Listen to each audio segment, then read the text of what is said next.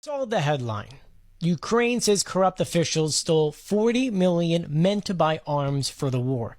But I know for a fact you read the headline and you didn't read the story, because I've read all the comments and I can already see what everyone's been writing in there.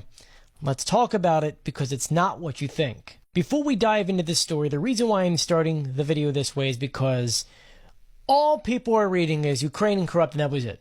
No one read this story, and automatically it's Ukraine's a corrupt country. Why are you giving them money? It could be mostly Russian bots, but that's not what's going on here, okay? First and foremost, Ukraine found this, and they're the ones calling it out, calling out this company. And this company has returned the money.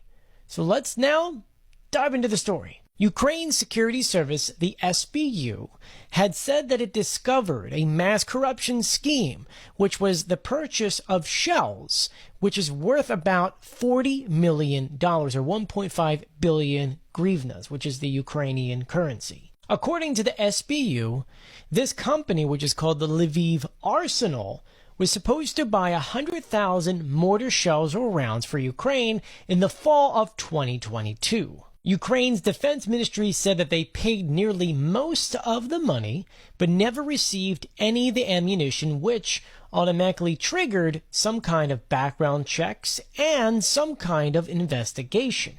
This is where they started finding the corruption. The CEO of Lviv Arsenal, his name is Yuri, he said that the person who was responsible, they were caught, and they are being put through the ringer in order to be put in jail, because they're going to jail for a long time.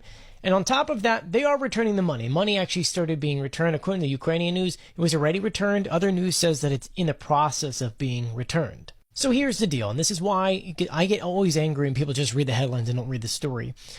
From day one, when Zelensky got into office, his number one thing was corruption, getting rid of corruption. And since then, he has fired so many people, launched so many investigations, had reworked the government multiple times to get rid of corruption. It's not something that happens overnight, though. Up until 2014, there were still a lot of Soviet-era leaders and officials still in office.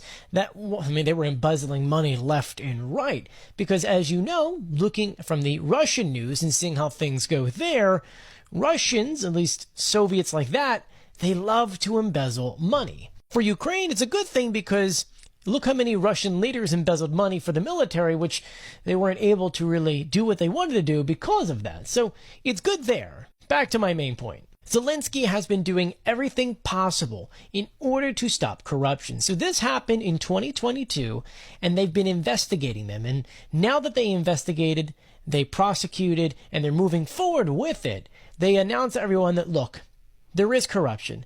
We're finding it. We're taking care of it, because this is important to get rid of.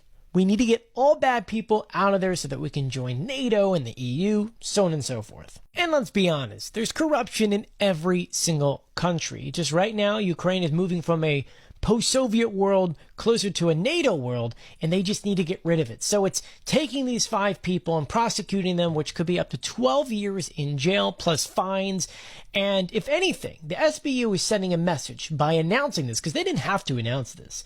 They did it to send a message to all Ukrainians or Russians inside of Ukraine that if you do corruption, you're going to get caught.